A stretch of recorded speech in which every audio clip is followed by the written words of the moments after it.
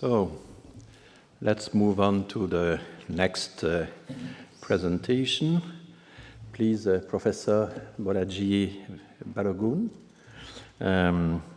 You have also a very interesting international trajectory, but you did something very, very special, and I'm impatient to hear you about this. You conducted a survey, which is absolutely unique, a survey in Poland about the treatment, the discriminatory treatment of people from African origin in Poland. That is absolutely unique, and we are eager to hear you about this study. But of course, it's not just an empirical study. You will draw some very interesting conclusions from it. Please. Thank you very much, Professor Aaron, for that introduction, and a special thank you to Professor Fassin for the amazing invitation to come and share my work here today at the Collège de France. It's a privilege, and it's a very great honor to be here today. And I want to move quickly with my talk in order to save a bit of time for discussion, hopefully later on. And I think it's important to begin with a recognition that scholarship on race and racialized border, they often tend to focus on Western Europe and largely North America, with very little attention on the roles of race and racialization in unmarked locations, especially in Central and Eastern Europe. And I think for this reason, perhaps, it might be helpful to start thinking about and understanding and knowledge as well of race in a region that's often assumed to be post-racial. In Poland, for example, race is associated with genealogy as a means of identifying people in possession of specific physical territory of their own. Such identification is considered necessary for the strict protection of racial borders. So in my forthcoming book, I made a very large argument about this, that this concept of race that I'm talking about here is largely understood through blood relations and often used in different contexts. So in Poland, for example, race means nation. It also means a society. The same ideology of race is used to refer to a specific human community irrespective of colors. Also, culture is used interchangeably with race, linked strongly to family ties and then national identity. So Poland and other nations in Central and Eastern Europe are known to be part of this kind of inquiries into blood identification that provides, I argue, means of classifying human races, as well as some sort of insight into the ethnic composition assumed to belonging to a specific location. So now, given the understanding of race that I've just briefly set out, unfortunately I can't set it out broadly, but I made a very large argument about this in this book. So today, I want to examine the dominance of race and racialization at the heart of experience of people of color fleeing the war in Ukraine. I argue that it is important to focus on this systemic racialization of these people during the crisis, but also, I made a very large argument here that the racialized bordering activated during the crisis needs to be understood broadly as an effect of the global color line that operates within migration narratives. Let me quickly establish how compelling is the argument that I'm about to point out here. In February 2022, an unprecedented number of people were fleeing the war in Ukraine forcing almost 8 million Ukrainians and non-Ukrainians to seek refuge in neighboring countries, with Poland being seen as a gateway to Western Europe.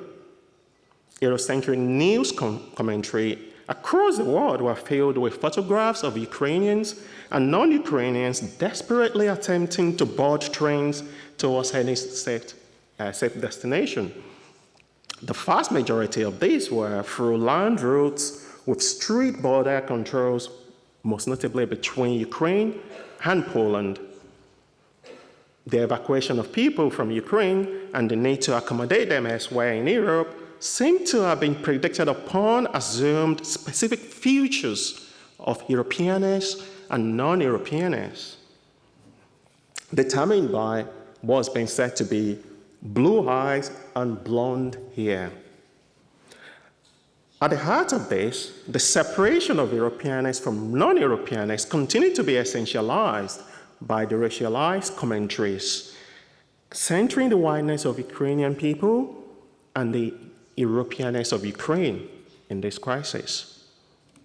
However, these commentaries failed to take into account, among many people fleeing the war and seeking refuge in Ukraine, were also many people of color, many non-white and non-Europeans who had lived and worked in various cities in Ukraine, including a large number of international students from countries in Asia, the Middle East, the Caribbean, and Africa.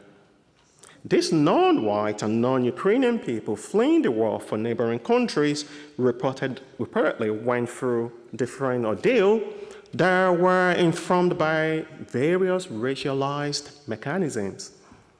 It was an incident that caught the attention of international laws, shared across social media platforms around the world, and provoked international criticism from governments in Africa and human rights organizations around the world. Now, despite the considerable response to the crisis across Europe, the EU framework, that is the Temporary Protection Directive, as well as the individual states' refugee arrangement, appear to have systematically overlooked many people of color fleeing the same war. These were perceived as citizens of third country, therefore isolated on the ground, received separately from Ukrainian nationals. The EU's fundamental assumption here is that many people from the third country fleeing the war were not facing life-threatening circumstances and therefore should be able to return safely to their own country of origin. They are assumed to be able to go elsewhere, that their presence in Europe was only temporary, therefore less fixed, less settled, and less important than the Ukrainians. So the important context that I've just set out here really points to our understanding of contemporary border as a neo-colonial structure that is deeply racial. Such a structure, supported by what might seem to be a race-neutral legal framework, as Professor Acheme broadly set out and compellingly reminding us that these laws, they are designed to prioritize white people in terms of international mobility and migration. Importantly, with the racialized migration regime initiated by the EU, it was difficult to persuade Poland's right-wing government of the essence of its responsibilities for both Ukrainians and non-Ukrainians displaced by this war. For this reason, the solution put forward by the Polish states lends itself mainly to the needs of white Ukrainians rather than a global resolution.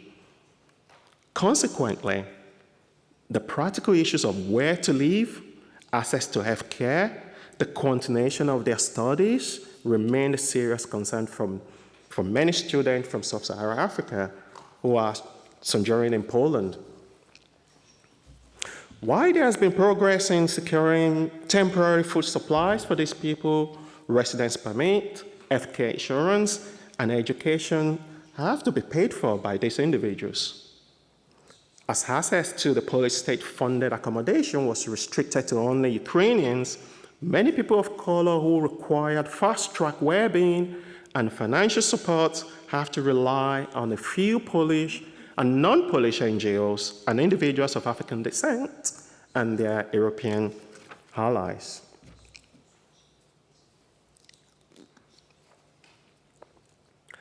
So, since the invasion of Ukraine, there has been much discussion about the distinction between genuine refugees and economic migrants in Poland, with a serious implication in the Polish media and the Polish policies as to who is actually welcomed and who is not welcomed in the country.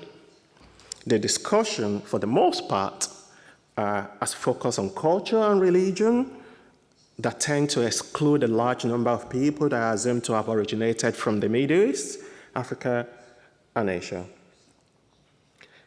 But I argue that much of this discussion and policy appear to ignore a significant historical account,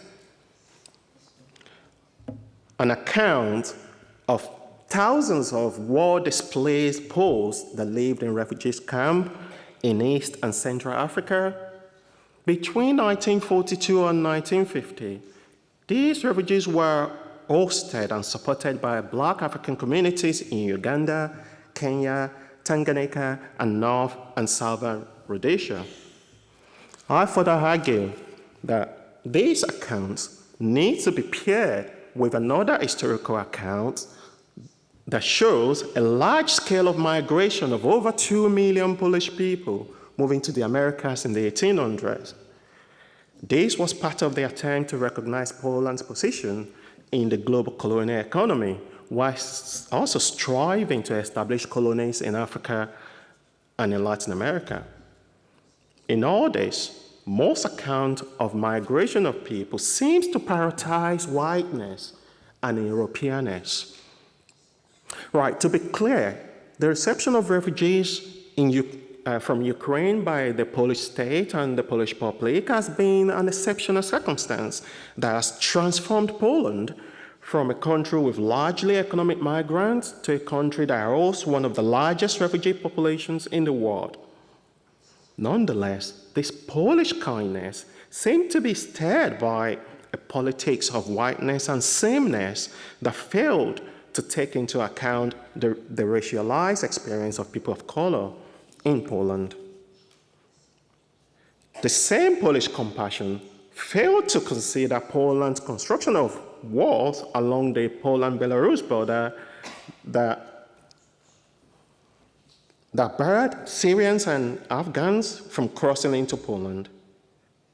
In the process, they left these non-Europeans at the mercy of Polish NGOs, local activists, and doctors who continue to provide humanitarian support at the Polish border.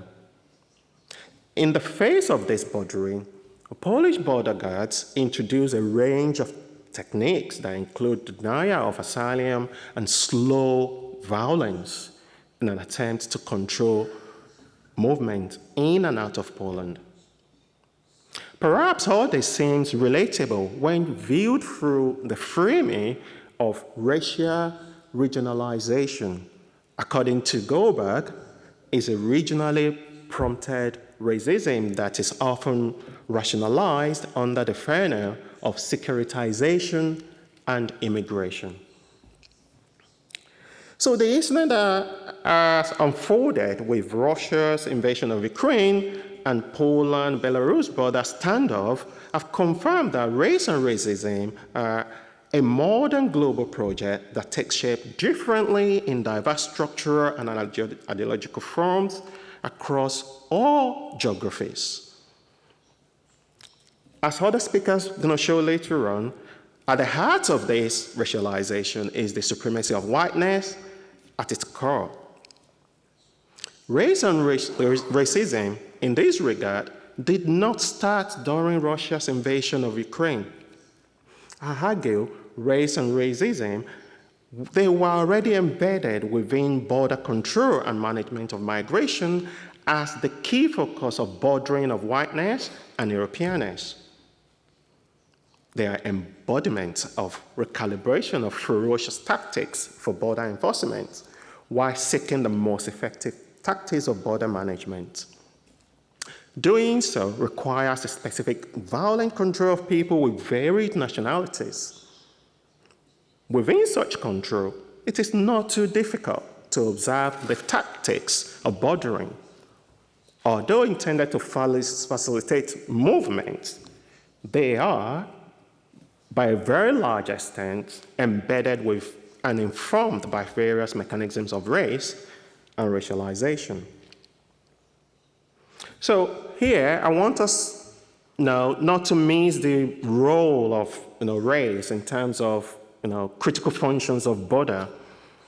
And in outlining the complexity of control of border or border controls, Nicolas de Geneva recognizes the border as a racialized site that differentiates between the presumably poor subject of a state authority and those mobile human beings variously branded as aliens, foreigners, and indeed illegal immigrants, end of quotes. A large number of black and brown people who never identify as aliens and foreigners or illegal immigrants often found themselves slotted into these categories, feasted upon them through the processes of bordering of race, whiteness, and Europeanness. Hence, they are perceived as bodies that have to be over-controlled and over-managed by border forces and other state authorities.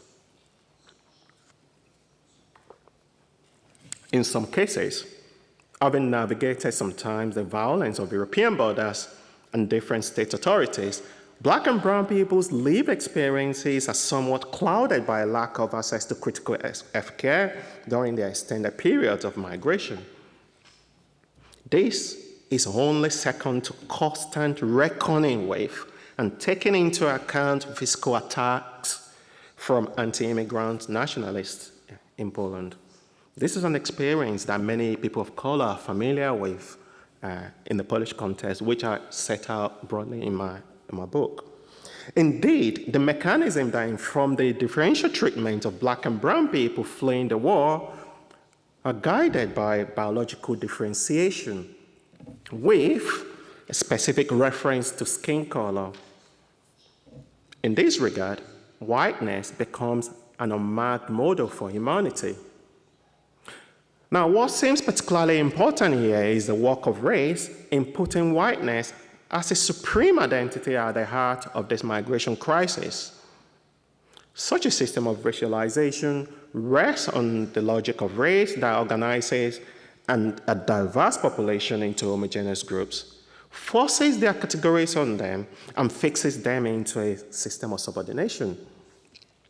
This system relies largely on biological features of each group, most especially the color line that conferred global privilege on whiteness, as well as religiosity that generally makes migrants vulnerable when identified as Muslims and appear to have dark skin color. Whiteness in this concept has a social implication to its constitution with an implicit emphasis on Europeanness. Indeed, there's a law here that points to the global operation of race with gradation of whiteness as evidence. It is a type of racism that is overtly biological, but often conceals its racist implications in Central and Eastern Europe. What all this tells us is the persistence of the old racism as part of the European racism that has been theorized largely in Western Europe, but still presents itself as a symptom of underdevelopment across Central and Eastern Europe. Now, I want to bring this to a conclusion so quickly so that we can have a bit time for discussion and Q&A. So in bringing this to a conclusion, I want to suggest that it might seem all too easy to reduce the discourse racialized hierarchy to Ukraine and Poland. Similar events unfolded during the 2015 migration crisis And in these two events, the events we've witnessed recently with Poland and Russia, with Ukraine and Russia, that triggered the movement of many people of color into the European Union, as well as the migration crisis of 2015, in both contexts, racism played a very important primary role as a technology of statecraft in contemporary Europe.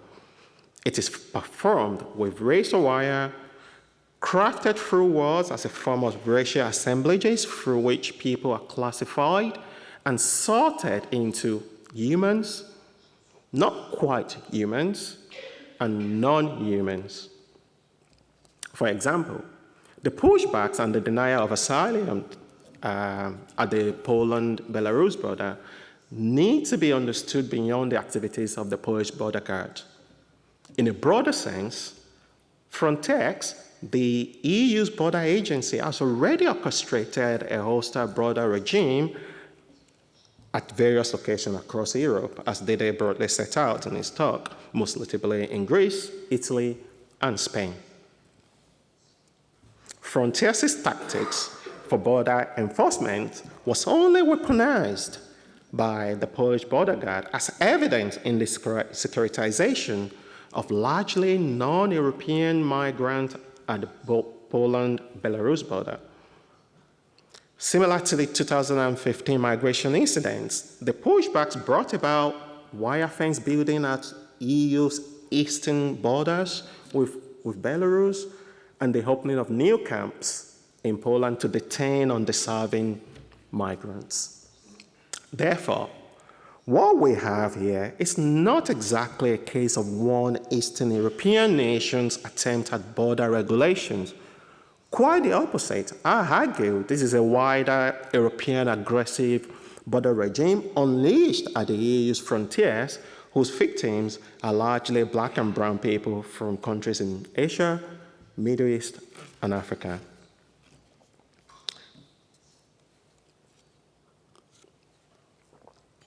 The point that needs to be emphasized here is that the forms of inequality that manifested at Poland-Ukraine border alongside the Poland-Belarus border has a long existence that's not specific to a particular situation. As Gominda Bambara argues, both in their current form and historical makeup, those situations seemed global. For example, even with the new racial rights immigration plan brought about by the Brexit in the UK, Ukrainian refugees will not have to settle in shanty camp in Calais, or trying to cross from Calais to Dover, or even fighting deportation from the UK to Rwanda. Such an ordeal seems easily applicable to mainly migrants of color. In conclusion, what these few examples of being out of place suggest is that race and racism are not exceptional to Ukraine or Poland. Framing this minoritized group in this way brings into view the web of stereotype lurking behind the everyday representation of black and brown people across Europe as a process of securitization and management of migration in determining who is actually a deserving migrant and who is not a deserving migrant. I'll leave it there for now. Thank you very much.